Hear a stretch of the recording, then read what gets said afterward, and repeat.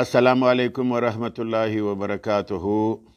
ملا موبین صاحب، تا چې پرون د کابل څخه د یوه خبره وکړله چې تا ول دا سپین بیرغ به اوس د اباده پر اټک باندې دروو، زه ستا څخه دا یوه پوښتنه کوم چې ستا سره دا سپین بیرغ در کابله پورې چا ورساوی؟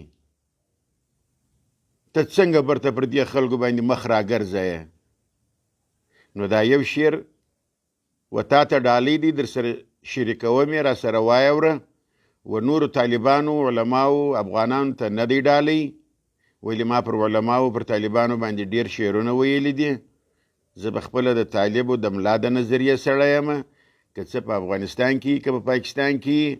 هغه شعر هم ما ویلی دی چې طالبان ماښام و کابل ته ورسېده، سهار ما دا شعر پر ووایي چې ما ول زنده‌باد طالبه چې دې ما ته امریکا کړله، رب دې یو زدر کې چې ورسرې دې پایڅه کړله.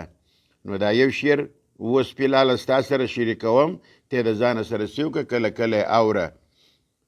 چې ګلخان در سره مل نه یې افغانه، چې ګلخان در سره مل نه یې افغانه، ستا په ژوند ولکه جوړ پښتونستان کې در اټکه پورې مځکه د سایل ده، در اټکه پورې مځکه د سایل ده، که ارسون د سایل خوش په هندوستان کې. چې جلاس وې نو جلاس وې رب دې مل سه، چې جلاس وې نو جلاس وې رب دې مل سه، ستا په ژوند ولکه دا بیا د افغان کې.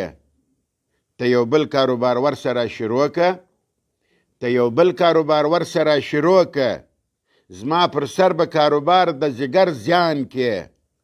پښتانه و اتفاق ته سره پرېږده، پښتانه و اتفاق ته سره پرېږده، د نفرت په خورېدو به خوار ایمان کې. ستا دعوه د دروغجنه در اټکه، ستا دعوه د دروغجنه در اټکه.